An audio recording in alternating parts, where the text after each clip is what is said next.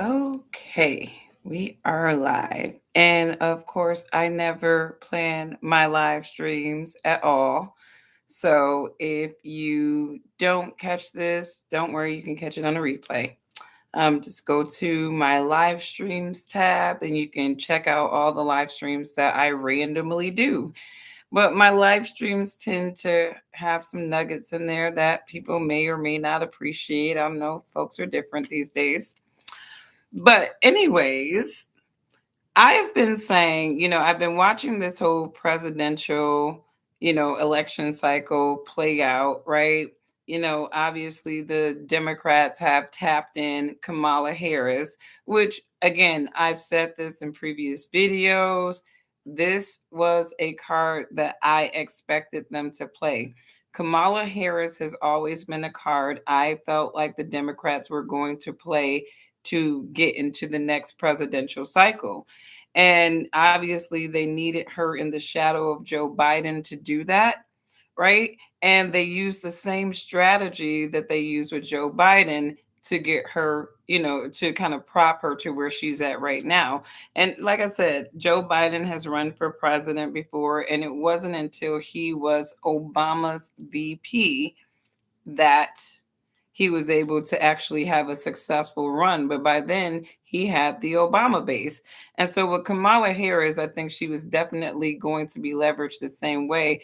I honestly thought that Biden was going to die like maybe 1 or 2 years in, and that's how she was going to, like, because the guy campaigned from his basement, right?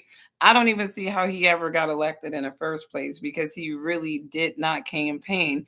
He had people like Lizzo and all these celebrities basically being a mouthpiece for him. And I think the abortion issue was misrepresented and politicized. So a lot of women didn't understand Roe v. Wade. And so that was like a huge I think that was a huge thing that the Democrats played on as well. Abortion has always been something that the Democrats like to use as a card if they can't really fully use the race card.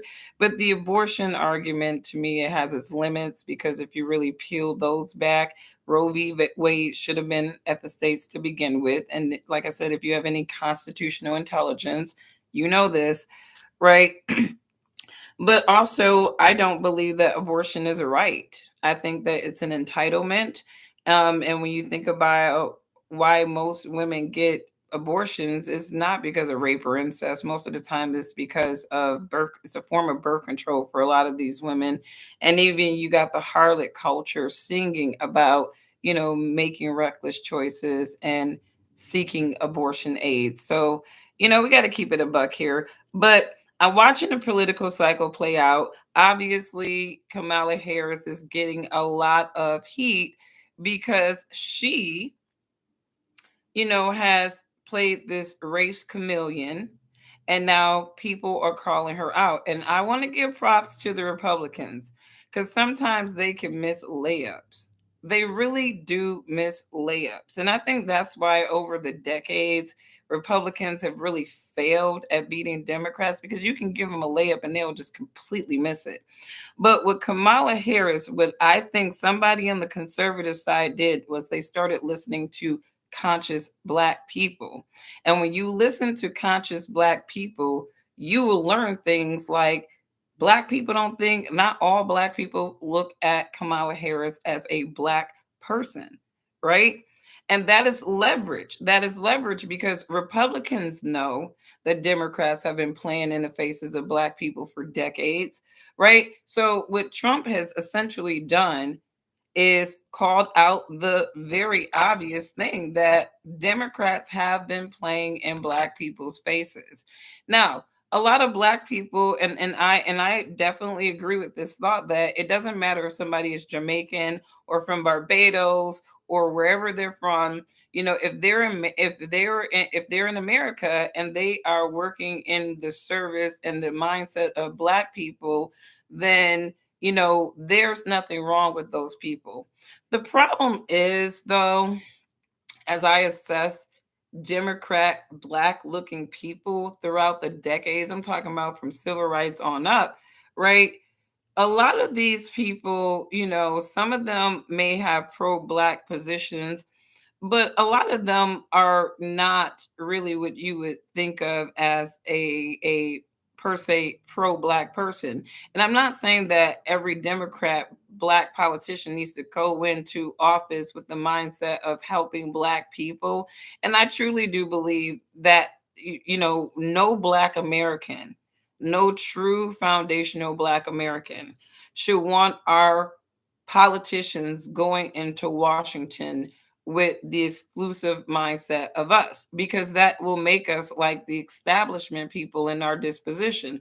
Now, a lot of black people say, well, nobody's going to Washington with the mindset of us. And I would like to remind the black folks of all the sitting duck politicians like Maxine Waters, who have been there forever, not doing anything for her black constituents.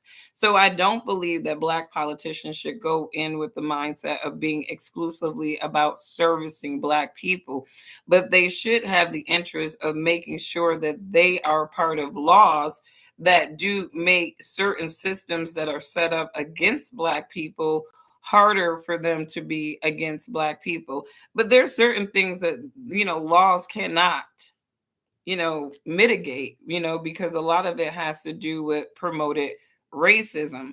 But when I think about the arguments that are, kind of in front of Kamala Harris right now about her race, the one thing that I don't understand is why are the Democrats selling that she has these VP possibles and not one of them are black? It doesn't make sense to me. And when I look, and a lot of times unfortunately I have to look at, again, people's circle. Kamala Harris, essentially her short list of VPs are men that look exactly or come from the same lineage as her husband. She didn't pick a Jamaican short list VP, Jamaican American, or Black American. She picked right now it seems she has non-Black people on her short list of VPs, and Josh Shapiro is one of them. And I mentioned Josh Shapiro in another recent video, how they tried to placate him like Obama. Like, there are certain people who are on the Twitter space really trying to compare Josh Shapiro and his demeanor to Obama. And obviously, they're doing this to sell his sort of black credit, right? And to me, I'm starting to think that none of these people can be successful without black people. It's amazing how we get held back so much. But it just seemed like really not a whole lot can be made flair or just popular and appealing without black people or the black person cadence, right? It's amazing to me. It's just amazing to me. But off that, I personally believe that if Kamala Harris announces Josh Shapiro as opposed to a Hakeem Jeffries as her VP, she's done. I don't care how the Democrats are going to want to sell her. She's going to be done. She doesn't even need Trump to finish her. The Democrat stupidity is going to finish her because they're trying to go to distance with this race card thing with Kamala Harris. They had the Taraji P. Henson, and they're talking about all these issues. And Kamala, here she is. People love using lingo, right? Even Candace Owens does it. She's a code switcher. By the way, that is not a black person either. She's playing the same game as Kamala. But off of that, you see Kamala Harris, and she's constantly using the popular phrases that she thinks is appropriated to black people in these streets. I mean, they're really trying to speak in a language that they feel like will resonate to black people. And consequently, they can't talk to black people intelligently. They can't communicate or message to us like they do all these other groups in an intelligent, straightforward way. And most black people are intelligent and straightforward. They can take it, right? But no, they got to black talk us. They have to black talk us. And I'm gonna be honest with you, because I was like, It was a couple of months ago. I was at a Wayne County Treasury event and they had Rashida Tlaib there, right? And it really irritates me when non-black people are talking to a black audience and then all of a sudden they have this black people cadence, like they feel like they have to like black talk in order to resonate to black people, so they start sounding like hillbillies, like y'all know what I mean, y'all they start talking like like it's almost like that Thomas Sowell, parallel between the black liberals and the white rednecks, right? you know it's they start to down talk black people. I don't know if you've ever been in a room where there's a white presenter and they are dominantly talking to black people. It's like their whole flavor change. It's like they go from like Chad to like Chuck D. It's like, wait, what happened to Chad, the regular white guy that I was just talking to?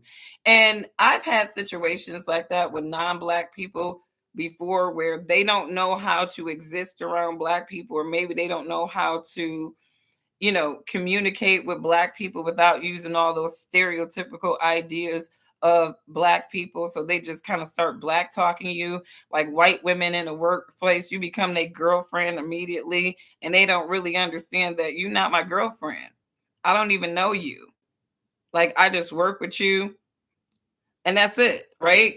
They don't realize that not every black woman is their girlfriend, right?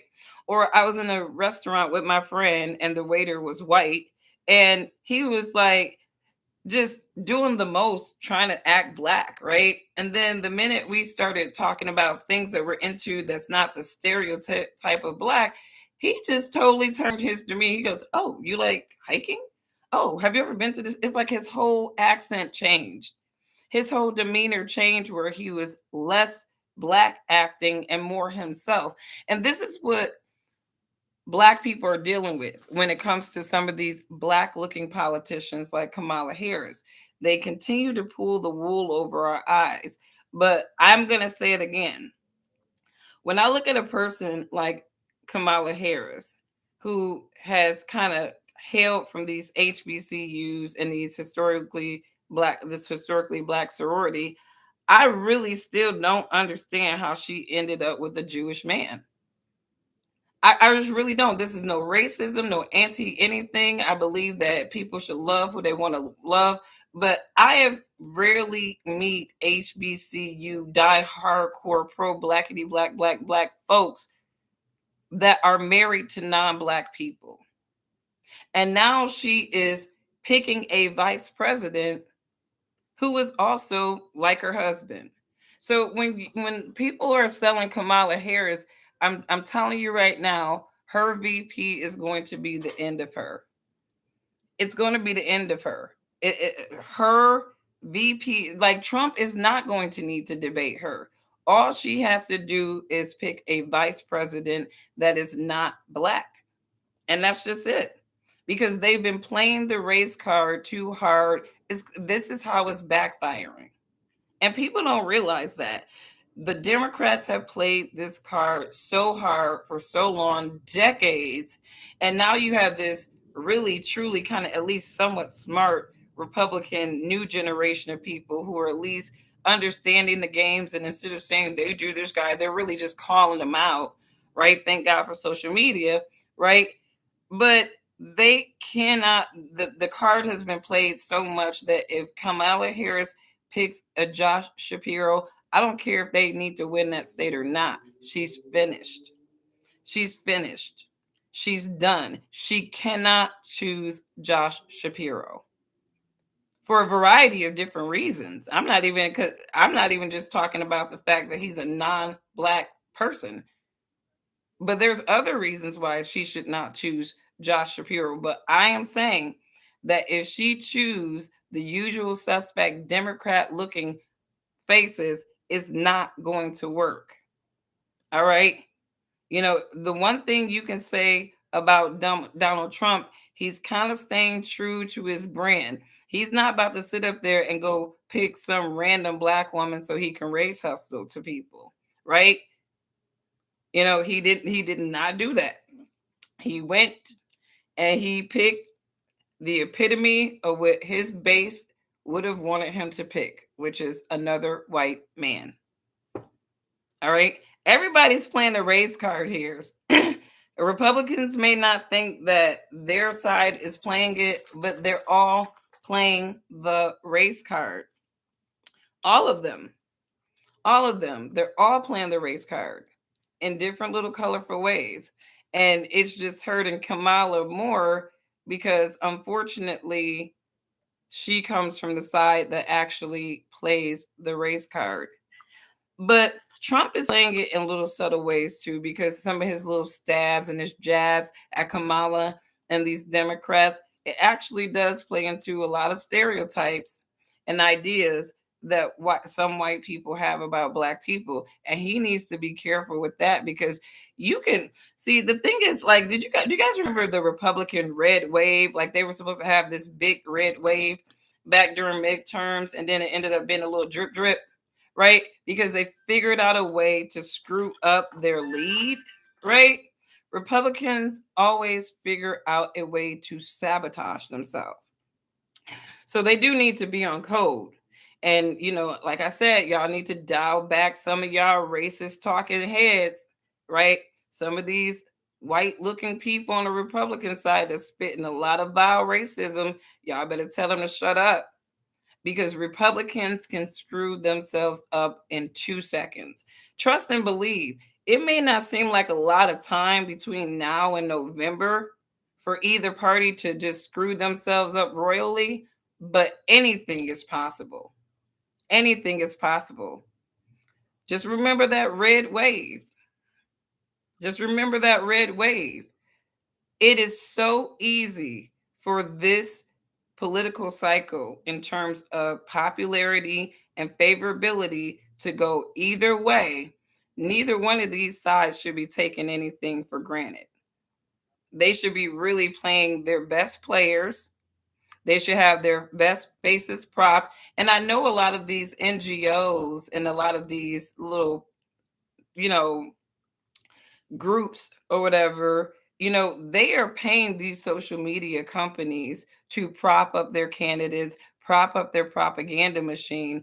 The Republicans need to do something to shut their racist ass base up. Not all of them, but the racist segment of their base, they need to put a plug on these people. They're liabilities. They are liabilities to your MAGA movement.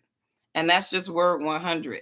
Those people can screw Trump up, and Trump don't even have to do anything. His base can screw him up, and nobody, I'm a small channel, so nobody listens to people like me, but anything can change the dichotomy, the trajectory of this cycle right now. Right now, Trump is looking good. Trump is looking good, but don't think that the Democrats don't still have the race card to pull. They just don't have to pull it on Trump. They can focus on the type of people, some of those people that are these loud voices that are joining his base, and they can sway the black vote that way. It's very, like, you can sway, if all you got to do is show a bunch of racist people saying all kinds of things, looking at dogging black people, narrating us generally as low IQ, and all these little usual suspect talking points of the Republican circles. And another thing, conservative base, y'all need to get y'all black faces in check. Your black Republicans, you need to get them in check. Your black conservatives need to get them in check, because they're talking reckless. I think some of those people are controlled opposition. This is a ginger shot. Woo. I feel like I just drank some vodka. Ginger, lemon, and cayenne. Like, I feel like I'm going to tear. Whew, I didn't expect that. That's aggressive. But people don't realize, you're like, the candidate's basis, the base of a candidate can ruin them. The base of a candidate can ruin them. And black conservatives, to me, they are controlled opposition. They're controlled opposition. Somebody is paying those buck dancers to turn black people off from Republicans, right? Because I don't even think it's about the Republican Party. I don't think the Republican Party should ever get excited. All right. Even if you got more black people coming your way, they're interested in your candidate, not you. There's a lot of black people who are voting for Trump and they don't have zero interest in the Republican Party at all, right? No interest in the Republican Party because black people are always going to go with the devil they know. That's why Republicans are like, I don't understand why black people keep voting Democrats and Lyndon B. Johnson. It's like, no, you guys can do that spook stuff all you want to, but really it's about some of y'all. It's about some of y'all and your talking heads. Like black Republicans do a great job of turning black people off from Republican Party. They do a great job of doing that. And they are paid to do that, right? They are controlled opposition. So y'all need to look at some of your black people, black faces, because I definitely, if I had to, I'm like, if I had to pick any side right now, and it was like, you just gotta choose a side, and it's just one of those things where I was just a weak person, I just had to choose one. Honestly, when I think about like in terms of black people and who's most tolerable for me, I tolerate black liberals, Democrats way more than black conservatives and Republicans. Black conservatives and Republican are the vilest, the most disgusting of black people in this nation, black looking people, and they come in various faces. Some of them are not even foundational black Americans. But they are just they're the Sambos. They're the ones, they are the Sambos. Like you should never call a black conservative Uncle Tom. And it really should be an insult to Uncle Tom for anybody to call a black conservative Uncle Tom because they are Sambos. Black conservatives are Sambos. They are self-hating people who hate the societal stigmas placed on black people so much that they yearn to be disassociated from black people. And so black conservatives, in order to be able to get their brownie points, is they feel like they have to appease the group of people that is perceived to be higher than black people, right? So they get on their, like, they become their masters, right? I mean, look at Candace Owens, right? Perfect example. The Daily Wire, she was bouncing around a couple of masters, right? And that's why with Eminem calling her, what he called her in his lyrics, it wasn't far off if he was talking about her being a political whore. Because honestly, you jump from one master to another. I don't know what anybody else will call you. You're a political whore.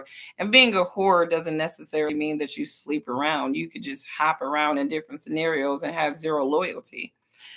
But that's what black conservatives are. Black conservatives are political whores.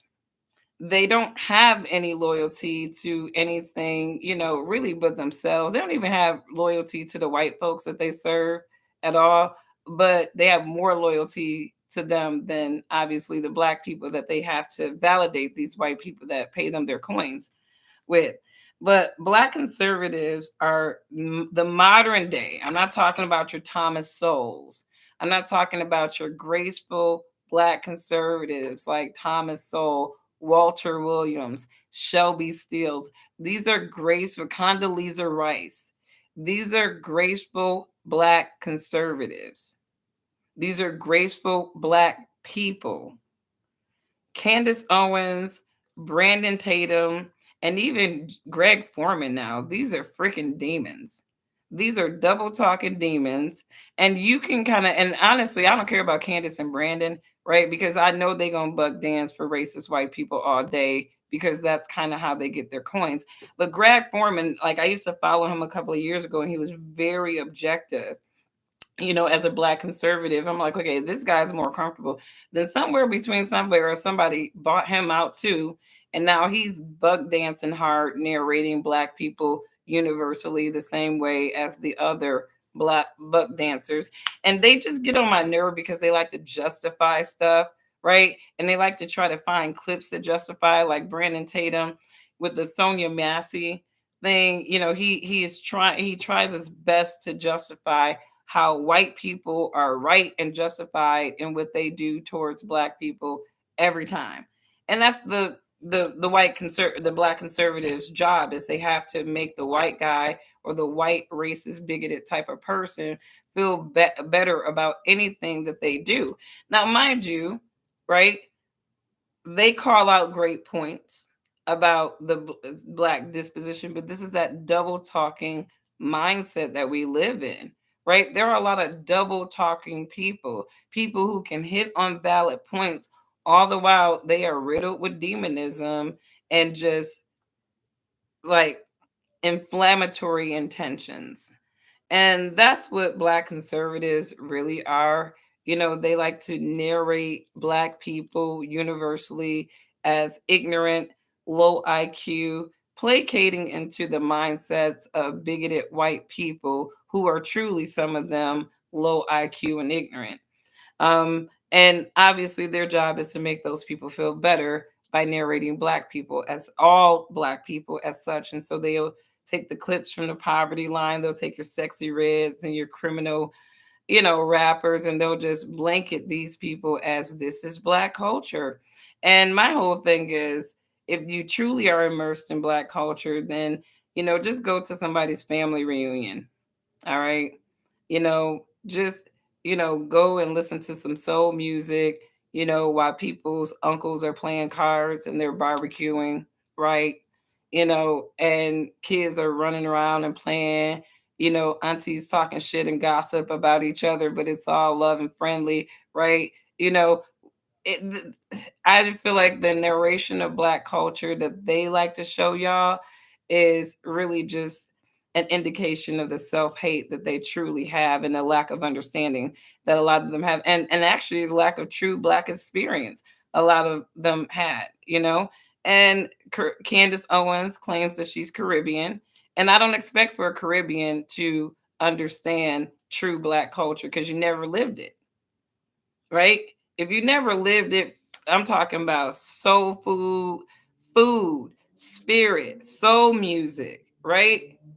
Like, if you never experienced black culture, organic black culture, and you're just going off of what these buck dancers are showing you, it's sad for you. It's sad for you. But I would invite you to ask one of your white or other friends who have experienced black culture organically, what were their thoughts? And I bet you that they're not going to tell you that it was this uncivilized degrading thing. I bet you they'll tell you that they had the best time of their life, because every time that I've had non-black people brought them over to family functions, they're like, this was the best time that I ever had, because they never got down like that.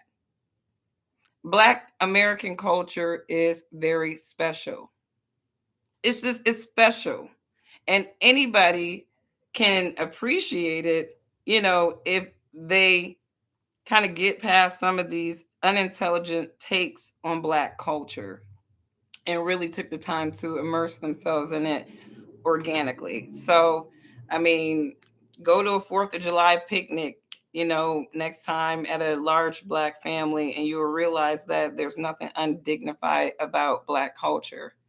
you know, there's still respect for elders in a lot of black families, right?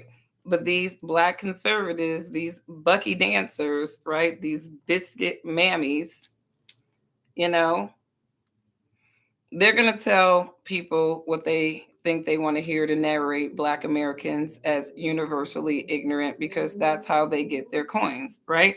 You can sell your soul out in many ways. You can sell your soul out in many ways. And I don't really feel like people should have some unnecessary loyalty to black culture and the black community. I'm not really saying that, especially if they're not black American. But if you're not black American and you've never experienced it, you don't even identify as black American, like Candace Owens, like she's playing the Caribbean card. It's like, just shut up talking about black people. Like, my biggest beef with Candace Owens is that she prioritized talking about Black people. And just like she's trying to tag Kamala Harris as being a chameleon among Black people, she too is a chameleon. She's a beneficiary if she's claiming Caribbean. She's not ADOS. She's not a foundational Black American. She's a Black looking person with a Black face talking on Black issues about Black people, and she doesn't even claim to be Black. So people like Candace Owens, Black faces like that, will always be problematic because they always will find a way to narrate Black people in this ignorant manner and then try to placate as if they're one of us. If you are talking about you're a Caribbean, right? But then the next minute you want to say, Black people, we got to laugh. Like, first of all, if Candace Owens don't stop talking to Black people, talk about stuff, we can't, there's no we. You already said you're Caribbean. So you're not like us. You are not a foundational Black American if you are wearing your Caribbean heritage on your sleeve. You are not a descendant of chattel slavery. You're a beneficiary. So Candace Owens cannot talk about Black people. And if she does talk about Black people, she is coming from a non-Black perspective who hates Black people and diss Black people. And I think Black people should always return the favor. We should always return the favor with evil demons like that, because she is a demon. Let her go play the Christians, because she's totally playing the Christians right now. But we'll let them deal with that demon in their own little way. But Black people, we got to watch these chameleons. We got a lot of chameleons. Some of them Black, like real deep melanated looking chameleons, right? And 1 minute they'll be like, I'm not Black, I'm not Black. And then the next minute, because they need coins from Black people, right? Because their Jew connect has left them, right? Now it's, I'm a we now. Like, I mean, it's just, it's a laugh riot to me that Candace Owens has prioritized talking about Kamala Harris and her racial chameleon card game that she's been playing with the Democrats. And you are playing the same card. You're playing the same exact card. If I am a Caribbean person, I'm not a Black American. I'm not a Black American. So there's no Black people we. There's no Black people we. It's Black people, y'all need to stop. Black people, you, because I respect my cultural ancestry. I'm not a Black American. I'm a Caribbean.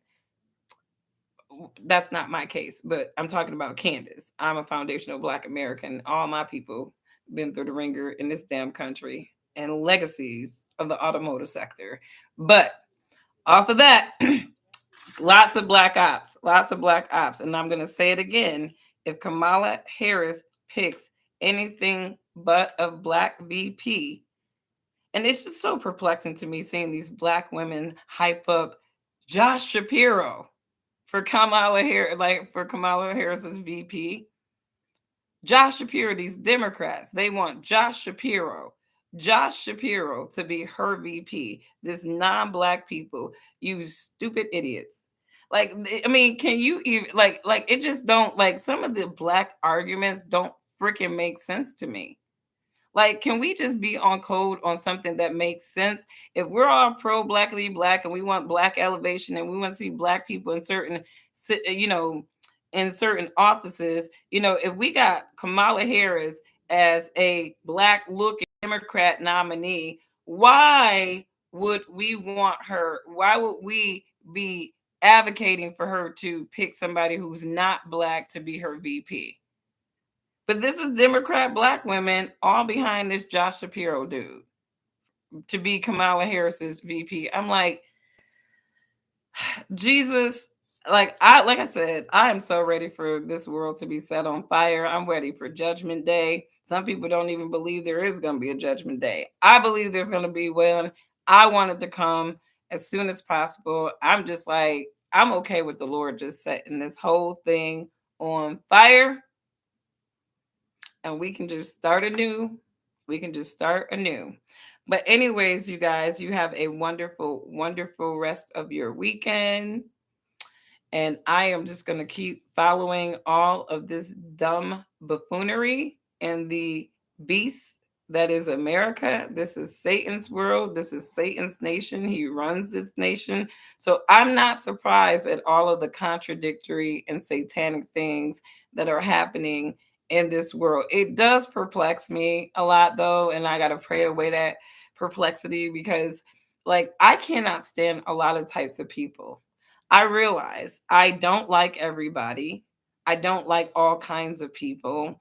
I'm not some person that is just kumbaya. Like I will like people when I have a reason to like them. And I've said that before. In this world, in this America, I don't think it's valuable to like everybody. I really do not think, I don't care what they look like. I don't think it's valuable to like everybody. Martin Luther King told us to judge people by the contents of their character, not what they look like. And I truly believe in that, right? If you don't have a good character, I don't care how rich you are, how black you are, or whatever. I don't want to have anything to do with you. I am so tired of evil spirited, wicked people. I'm just tired of them. So for me, I don't like people indiscriminately until I have a reason to, and I don't care what you look like or what your religion is, right? And my whole thing is, I'll never have a problem with somebody who is of a different race or a different religion than me, as long as they don't think that those things are give them supremacy over me, because I don't believe that my belief systems and who I am gives me supremacy over anybody else. We are all fleshly humans at the end of the day. We are all fleshly humans. And as Psalms 146, I believe 4 or 6 says, when we die, our spirit goes out, we go back to our ground, and in that day, our thoughts do perish. So, regardless of how rich, black, white, whatever you are, we all have the same fate. We all have the same fate. We all have the same fate. But I do believe that it's time for us in this America that is a melting pot to at least have some level of cultural understanding and stop appropriating people to to other people, because clearly there's different racial groups and segments, they're not doing that. And like I said, Caribbeans, Africans, all these type of immigrant black looking people, a lot of times they're not coming over here to be black people, they are coming over here to have opportunities. So, and do believe that they should have opportunities. I just don't think that they should have opportunities, guys, as black people, and then you start labeling them the first black this or that, and they're clearly not black. And I think when people start talking about the complicated conversation about blackness, I mean, again, it's always going to boil down to descendants of chattel slavery, because those descendants have literally dealt with the continuous demonization even after they were considered freedmen in this so-called free nation. And I think what black conservatives people like to do is they like to make, the descendants of not just slave owners, right? The descendants of these business structures in the United States that have held black people. A lot of times people kind of think it was just slavery or even that civil rights era that continuously held people back. And when I assess it, and this is something that I have to enlighten myself about too. The corporate, you can create laws all day, right? But a lot of times you still have hiring managers that are running with their own stigmas and their insecurities and bias about people that impact how they do business with other people. So if you got somebody who's listening to a Candace Owens or another black conservative talk about black people and you're a hiring manager, guess who you're least likely going to want to hire? The low intelligent, emotional, low IQ people that those idiots have blanketed all black people to be. If you're a white woman hiring manager and you meet a black, an intelligent black woman, right? You know, a lot of times, like I don't say this, I've had a lot of black white women in the workplace that have held my back, but that have had my back and who have advocated for me. But I personally have never ever had a good experience with a white woman leader. Never. I've never they've been fakely sweetly nice, but they've been conniving. They've been very, very conniving. White men, I will take them all day. I get along with white men just better than white women. I just do. Actually, I get along with white men better than I do black women. That's crazy.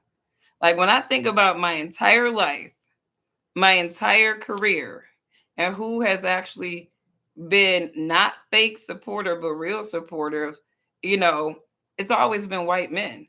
So I'm not going to be on a bandwagon of hating any group universally because I'm one of those people. I know who has had my back organically. I know who has believed in me. And I'm gonna keep it 100. White men have had my back. If they said, okay, you got to pick a team based off of who has made your life significantly easier professionally, who has believed in you, who has always given you opportunities, I'd be team white dudes all the way. Sorry. And this is not being anti-black. Black people don't look out for each other. Black people don't even trust each other to do business with each other. So if, unfortunately, I would never build a business being completely reliant upon black people because I wouldn't get anywhere. And some people is going to be like, oh, that's so offensive. No, it's actually true. And if you peel back the layer of black gatekeepers, you're really not going nowhere depending on where you're at. I'm in financial services. And I'm gonna be honest, my book, 95% white men. 95%. Black people, we have been so demonized, in some extent by each other. Some of us, not all of us, we've been demonized so much by each other in these little scams that we don't trust each other to do business. And then it is true that some of us, we just don't appreciate when we get into a position of trust, how to maintain that trust. We get kind of comfortable.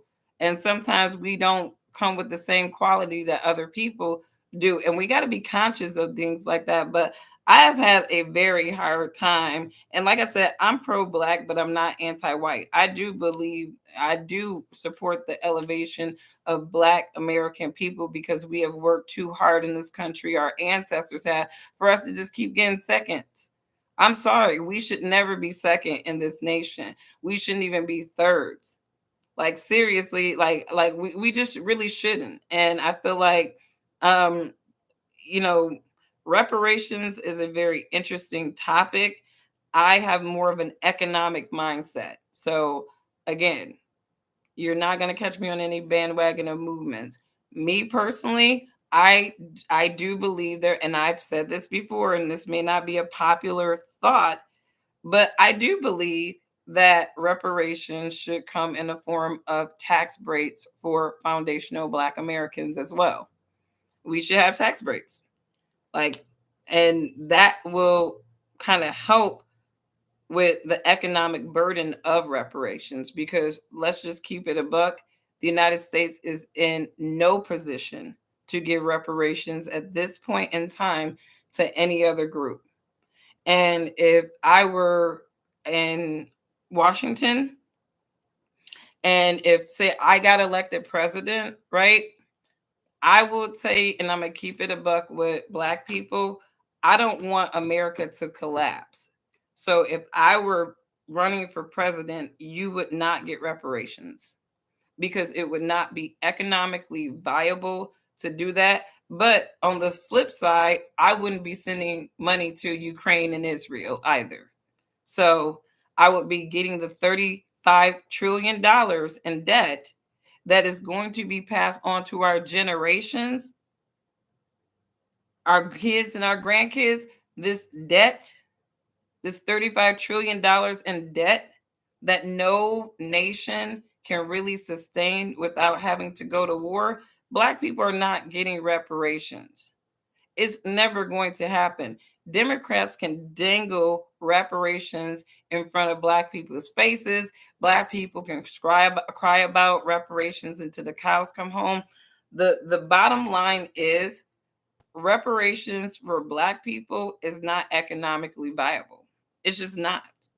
And I think if people peeled back the emotions and really understood how the economy worked and how some of these demonized ass people have really short squeezed the economy to where it's at today, they'd understand that, we're collapsing. We're collapsing. We have zero room to hand out anything. It's a lot of undercover stuff that people don't even know. This, like I said, like last year, I bet you this is going to be the year of big bank take your little bank, and it absolutely will.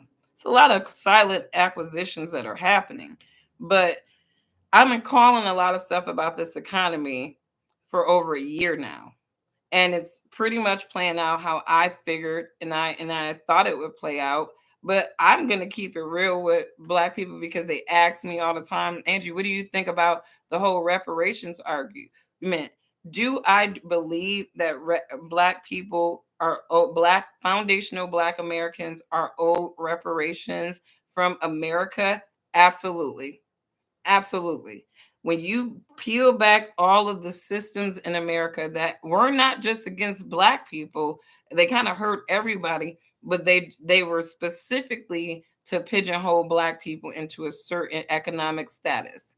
And I absolutely believe there's been a lot of layered strategies to keep Black people disenfranchised over, and this is post civil rights. They have always created creative ways to keep Black people down. You can have laws until the cows come home. You can have EEOC laws all day long. But if they are not truly in service of the people, meaning these key decision makers believe in these laws and they believe in equitable hiring and all those things, if that was truly the case, we really wouldn't need diversity, equity, inclusion. And really, DEI is just an illusion.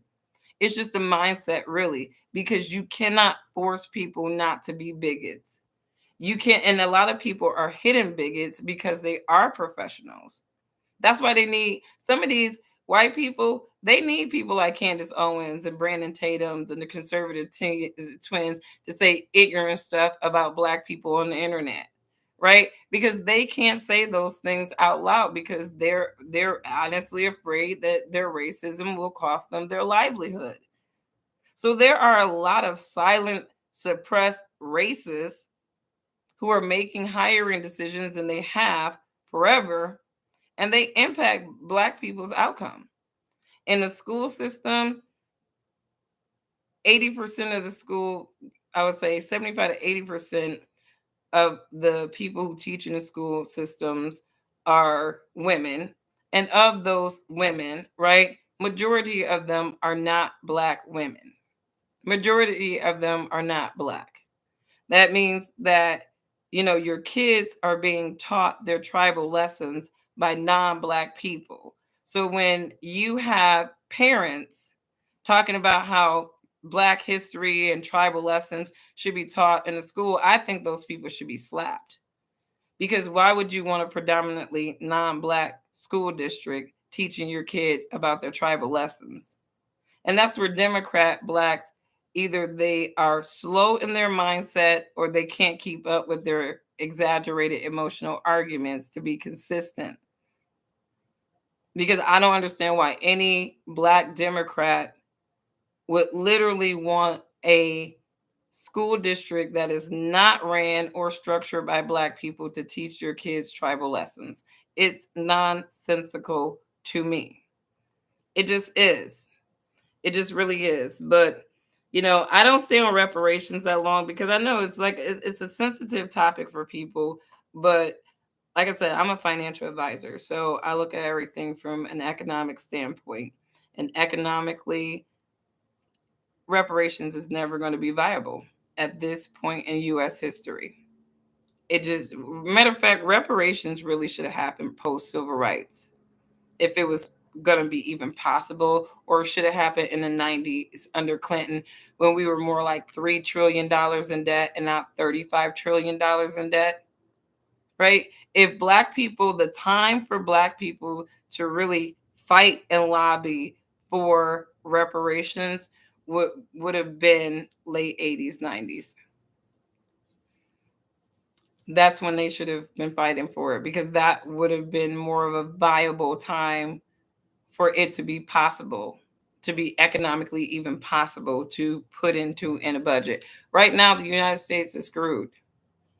The United States is screwed. We fighting to keep our dollar strong. Ain't nobody got time to give black people reparation and our dollar is collapsing. Come on, black people, we got to be realistic about that. We're not getting them. Our reparations is an awesome, non bigoted white person believing in our dreams and supporting our business and doing business with us. That's it. Have a great business model, have business intelligence, integrity, morals, and ethics, and pray you get a good customer base. That's your reparations. Because economically it's not going to happen. And I hate that people are lying and gassing black Americans up like this. I really do. They're like, they can print the money. It's like, it doesn't work like that. For the wars in Ukraine, maybe y'all think it do, but they're not printing money. They're sending weapons. Weapons, right? They're not sending physical money, right? They're sending like billions of dollars in weapons, right? Because war is an economic stimulator, if you are actually invested in the military industrial complex, because then the United States, we just manufacture all these like war machines, and then these other countries, they buy them. Like, really, the United States owns Ukraine. I feel like, we can't let Russia know it. We can't let Russia know that we own Ukraine. But Ukraine has been sold out. Like, I mean, it's been sold out, but it's still independent, right? But yeah, this country is going to hell in the handbasket. And that's why the demons are working overtime. But economically, I'm just going to pray for everybody. I don't give financial advice on social media at all. But, I will tell people that, you know, when you're in a when you're in a cycle, when you're a regular person in an economic cycle like we've been in the last 4 years, right? You never ever do what America is doing. You never do what the government is doing, right? The government is spin sometimes. And then it makes people believe that that's what they should be doing too, and really they should be living like they make about $10,000 to $20,000 less, just so that they can stay afloat. And so I tell people all the time, you know, you should really live like you make a couple of $1,000s less than you make in a climate like this. And that's going to really help you, behaviorally, to sort of hedge, if you will, if you just live like you make less. And if you do that, you kind of get locked into your behaviors of living on less, right? And I usually, just for me personally, it's always good to just have, extra income or cash flow, out of sight, out of mind, so it doesn't like entice you to want to spend it, right? But I think people definitely want to make sure that they are minding their spending behaviors, because what's going to happen, I think the Federal Reserve is going to lower rates. And I really do feel like it's going to send a signal to individuals in the market that things are being better.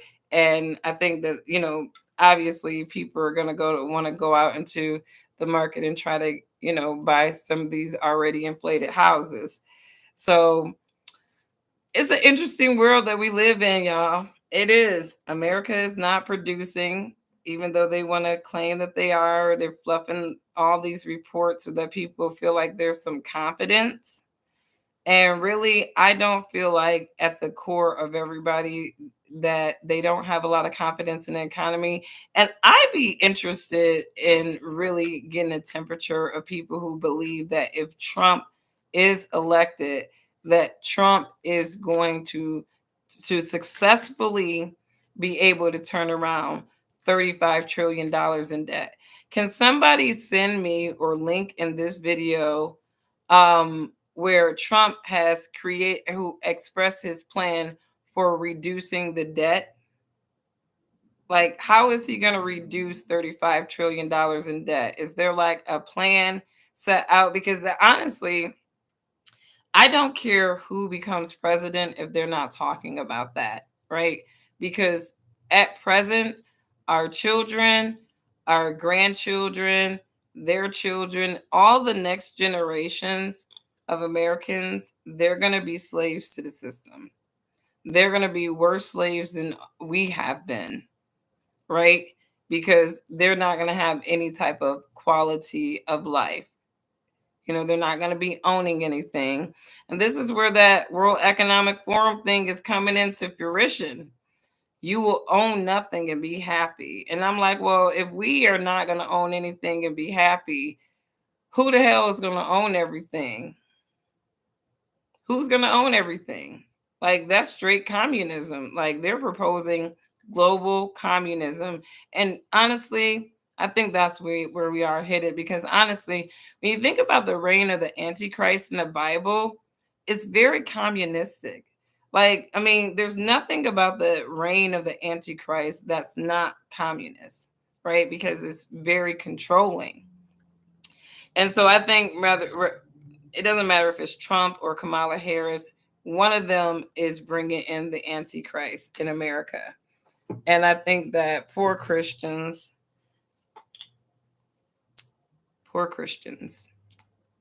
I think they're being played the most this political cycle. It's not funny. It really isn't funny, but obviously this is a divine comedy. But poor Christians, they are being played the most in this political cycle. They are being played the most. Trump is playing them like a guitar. He really is. But anyways, guys, have a wonderful, wonderful rest of your weekend. I will catch you on the next one. Just to recap this video, Kamala Harris, if she picked Josh Shapiro or anybody that's not Black, and this is not something I feel, I'm just saying this is what the streets are going to say. Honestly, she's done. She does not even need Trump to debate her at that point, because she's done. The opinion of her is already set in motion. She's fake, she's phony, all of that stuff.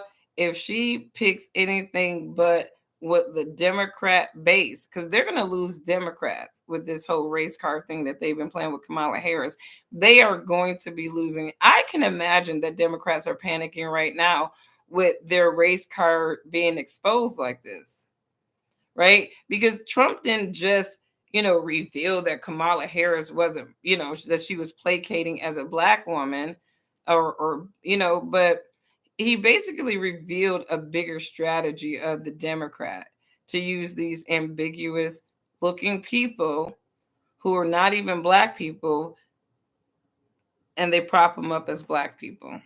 And again, Caribbeans are not Black. So your beloved Candace Owens is playing the Kamala card as well, because she has said she's not Black. And Caribbeans are not Black Americans. They're not foundational Black Americans. What separates these immigrant looking, Black looking people from FBAs is chattel slavery.